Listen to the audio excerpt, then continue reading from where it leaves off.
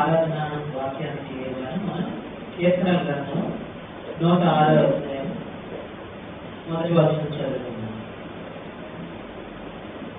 Psalms 106 first verse. యెహోవాను స్తుతించుడి, యెహోవా దయాళుడు, ఆయనకు కృతజ్ఞతాస్తుతులు చెల్లించుడి, ఆయన కృప నిత్యము. చదువుకుందాం. అందరూ చదువుకుందాం. యెహోవాను స్తుతించుడి, యెహోవా దయాళుడు, ఆయనకు కృతజ్ఞతాస్తుతులు చెల్లించుడి, ఆయన కృప నిత్యముండెను. మరి ఇక్కడ మనం ఈ దావీదు గారు రచించిన కీర్తనలో మనం చూసినప్పుడు మొట్టమొదటి వచనంగా యెహోవాను స్తుతించుడి అంటే యెహోవాను స్తుతించుడి అంటే అక్కడ ఎలా ఉందంటే అది ఒక కమాండ్ లాగా ఉందన్నమాట. అంటే మనం ఎలా అర్థం చేసుకోవచ్చు అంటే అది ఒక ఆజ్ఞ. అంటే ఇక్కడ ఆజ్ఞా వచనం లాగా ఉన్నది. మనకి చూడండి, మనకి వాక్యం చదువుకున్నప్పుడు కొన్ని మనకి ఆజ్ఞ రూపంలో మనం చెప్పబడుతుంది. కొన్ని మీరు ఎలా చేయొద్దు, ఇలా చేయాలి అని అన్నది చెప్తుంది. అలాగే ఇక్కడ ఈ కీర్తనలో ఇవన్నింటినీ కూడా మనకి కొన్ని కీర్తన గ్రంథంలో మనం చూసినప్పుడు కొన్ని యాత్రా కీర్తనలాగా ఉంటాయన్నమాట. అంటే ఇశ్రాయేలీయులు అందరూ కూడా వాళ్ళు సంవత్సరానికి ఒకసారి యెరూషలేము దేవాలయానికి వెళ్ళి వాళ్ళు అక్కడ ఆరాధనలు వాళ్ళు బలిలు అర్పించేవారు అనమాట. వాళ్ళకి యాత్ర అంటే ఆ చుట్టుపక్కల విలేజెస్ లో ఉన్న వాళ్ళందరూ కూడా యెరూషలేం టెంపుల్ కి వాళ్ళు వెళ్ళే క్రమంలో ఆ యాత్రలో ఆ ప్రయాణంలో వాళ్ళు పాటలు పాడుకుంటా ఉండేవారు అనమాట. వాళ్ళు పాడుకున్న పాటలే మనకి ఇవి చాలా వరకు కీర్తనల కింద మనకి రాయబడ్డాయి అనమాట. ఇవన్నీ కూడా ఇప్పుడు ప్రజెంట్ ఇజ్రాయెల్ లో మనం ఇజ్రాయెల్ దేశంలో చూస్తున్న వాళ్ళందరూ చాలా వరకు వీటిని పాటల కింద వాళ్ళు పాడుకుంటారు అనమాట. అది కీర్తనలని పెట్టారు. సో మొట్టమొదటి వచనం కానీ మనం చూసుకుంటే అంటే 3 భాగాలుగా మనం ఈ వాక్యాన్ని మనం ధ్యానం చేసుకోవచ్చు అనమాట. మొట్టమొదటి యెహోవాను స్తుతించుడి, O give thanks to the lord అంటే యెహోవాను స్తుతించుడి. అంటే మరి ఎందుకు స్తుతించాలి? ఆయన యెహోవాను స్తుతించుడి అని ఇక్కడ కీర్తనకారుడు చెప్తున్నాడు. దేవుణ్ణి స్తుతించండి అని చెప్తున్నాడు. మరి దేవుణ్ణి స్తుతించండి ఎందుకు స్తుతించాలి అంటే ఎందుకు స్తుతించాలంటే చాలా విషయాలు ఉన్నాయి దేవుని గ్రంథంలో. మొట్టమొదటిగా ఎందుకు స్తుతించాలంటే మొట్టమొదటిగా ఆయన మన సృష్టికర్త. ఆయన మనల్ని సృష్టించాడు. ఆయన తన పోలికగా మరి తన స్వరూపమందు మనల్ని ఆయన సృష్టించాడు. ఆయన సృష్టించి మనకొక జీవితాన్ని ఇచ్చి మనకొక జీవం ఇచ్చి ఈ భూమి మీద మనల్ని ఈ విధంగా మనల్ని ఒక జీవం ఇచ్చి ఒక నరునిగా ఒక మనిషిగా ఆయన భూమి మీద మనకి ఒక ఆకారం ఇచ్చి ఒక మనిషిగా మనం తయారు చేసిన సృష్టికర్త ఆయన. మన తండ్రి మన సృష్టికర్త.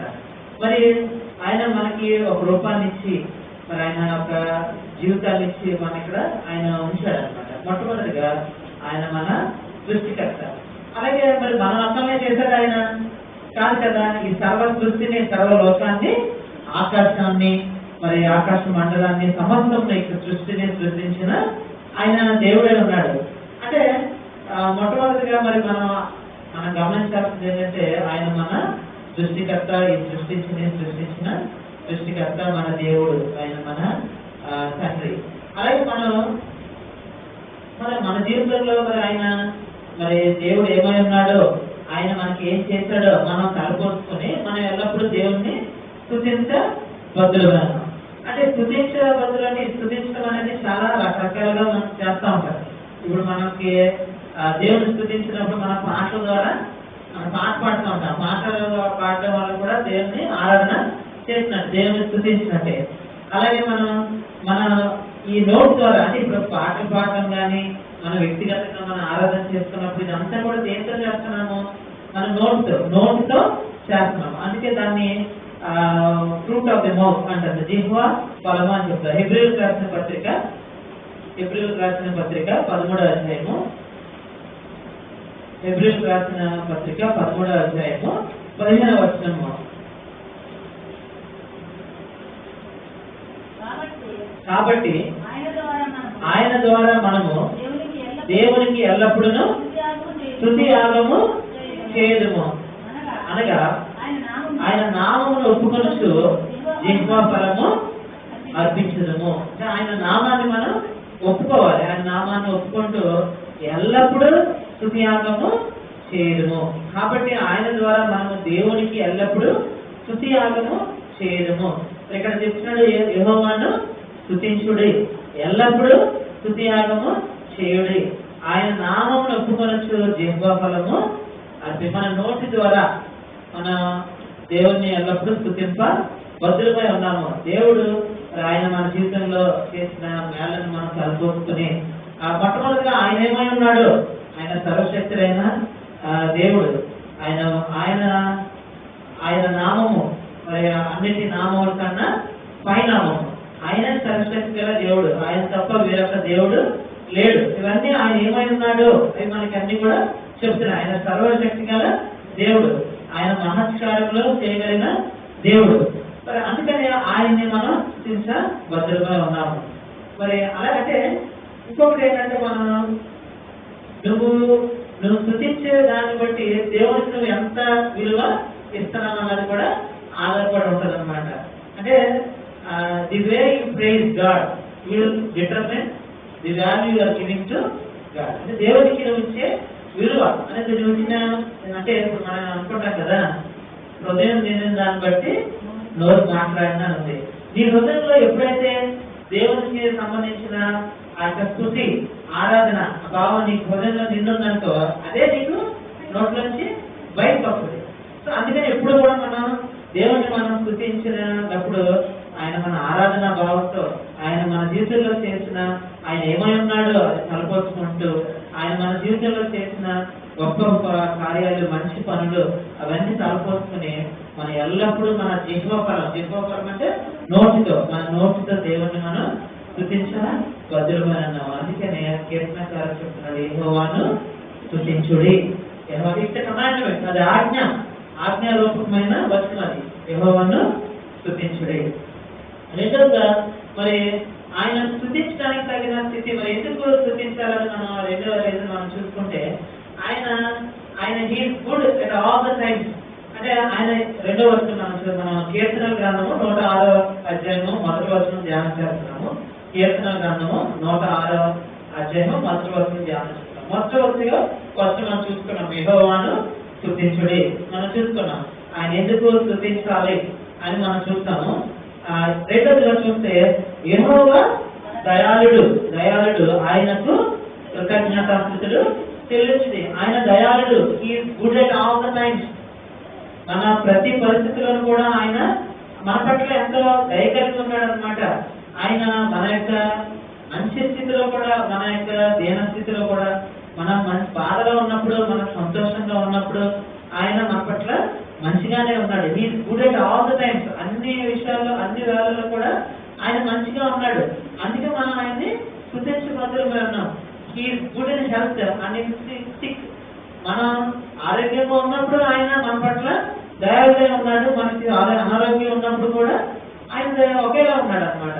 ఆయన మన ట్రబుల్స్ లో కూడా ఆయన మరి మంచివాడుగా ఉన్నాడు. మనం సమాధానంగా ఉన్నప్పుడు, మంచిగా ఉన్నప్పుడు కూడా ఆయన అన్ని వేళలా he is good at all the times. ఆయన అన్ని వేళలా మరి మంచిగా ఉన్నాడు అనమాట. అందుకనే మనం ఏం చెప్తామన్నా, ఆయన మార్పు చెందని దేవుడు. He is unchanging God. ఆయన అన్చేంజింగ్ గాడ్. అంటే మనుషులు మరి ఒకసారి ఒక్కొక్కలాగా ఉంటారనమాట. మనుషులు మారిపోతూ ఉంటారు, వాళ్ళ మనసు మారిపోతారు. ఈ రోజు ఉన్న ఒక వ్యక్తి రేపు అదేలా ఉంటాడు. కానీ మన దేవుడు మాత్రం ఎల్లప్పుడూ ఒకేలా ఉంటాడు. ఆయన అన్చేంజింగ్ గాడ్. ఆయనే దేవుడు. అంటే ఆయన మార్పు చెందని దేవుడు అనమాట. ఆయన నిన్న, నేడు, నిరంతరము ఏకరీతిగా ఉన్న దేవుడు. అందుని బట్టి కూడా దేవుడు మనం స్తుతించాలి. ఆయన ఎల్లప్పుడూ మన ఎడల మంచిగానే ఉన్నాడు అనమాట. ఆయన దయాళుడు, యెహోవా దయాళుడు, ఆయనకు కృతజ్ఞతాస్తుతులు చెల్లించుడి. మరి అలాగే మూడవదిగా మనం చూసినప్పుడు ఆయన కృప నిత్యం ఉండును. ఆయన కృప నిత్యం ఉండును. అంటే ఆయన his grace endures for ever. అంటే నిత్యం అంటే ఏంటి? For ever and ever. అంటే ఆయన కృప నిత్యం ఉండును. అంటే మరి నిత్యం ఉండును అంటే మనకి మన జీవిత కాలం అంతా కూడా, అంటే ఫర్ ఎగ్జాంపుల్ మనం అర్థం చేసుకుంటే, మనం పుట్టినప్పుడు కానించి మనం చనిపోయే వరకు మన లైఫ్, మన జీవితాన్ని మనం చూసుకుంటే, మన జీవిత కాలం అంతా అల్లా కూడా ఆయన మన కృప నిత్యము మన పట్ల ఉంటుంది అనమాట. ఆయన కృప నిత్యముండు.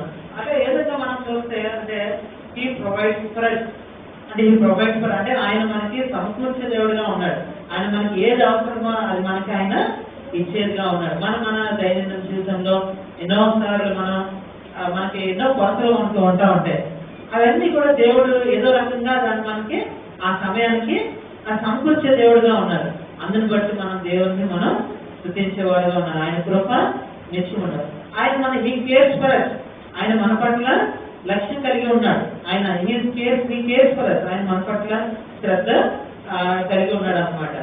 అందువల్ల అంటే ఆయన మన యొక్క ప్రతి పరిస్థితులను కూడా ఆయన మనకి చాలిన దేవుడుగా ఉన్నాడు అన్నమాట. అందుకనే మనకు ఒక వచనం మన నా కృప నీకు చాలును, నా కృప నీకు చాలు అంటే అన్ని పరిస్థితుల్లో కూడా ఆయన మనకి చాలిన దేవుడుగా ఉన్నాడు. అది మన ఏ విషయమైనా సరే, మన వర్క్ ప్లేసెస్ లో కానీ, మన స్టడీస్ లో కానీ, మన కుటుంబ జీవితంలో కానీ, ఇంకా ఏ విషయంలో అయినా సరే కూడా ఆయన మనకి చాలిన దేవుడుగా ఉన్నాడు. అంటే మన పరిస్థితి ఏదైనా కూడా మనం దేవుడి దగ్గరకు వచ్చినప్పుడు, దేవా నీ కృప నాకు అనుగ్రహించండి, మీ కృప దయచేయండి, ఈ దినమంతా నాకు మీ కృప ద్వారా మీ కృపతో నన్ను నడిపించండి అని మనం దేవుడి దగ్గర మనం అడిగినప్పుడు ఆయన కృప ఎలాంటిదంటే ఆయన కృప నిత్యం ఉండను. ఆయన మనకి చాలిన దేవుడుగా ఉన్నాడు. నా కృప నీకు grace is sufficient for us. ఆయన కృప మనకి సరిపడుతుంది. అంటే ఆయన ఏ పరిస్థితికైనా, ఏ మనిషికైనా వారి పరిస్థితులను బట్టి ఆయన చాలిన దేవుడుగా ఉన్నాడు అనమాట. మరి మనం దేవునికి మరి ఏ విధంగా దేవునికి స్తుతి మనం చెల్లిస్తున్నాం అన్నది సమయంలో మనం పరీక్షించుకోవాలి. ఎందుకంటే మనం అందరం కూడా దేవుణ్ణి మనం స్తుతించ బద్దులమై ఉన్నాము. అంటే మనం చెప్పాలి కదా, యెహోవాను స్తుతించుడి. అంటే మనం స్తుతించడం అంటే మరి దేవుడిని స్తుతించడం కేవలం మందిరానికి వచ్చి వ్యక్తిగతంగా లేకపోతే సంఘం ముందు అక్కడే నన్ను స్తుతించడం అదొక్కటే కాదు.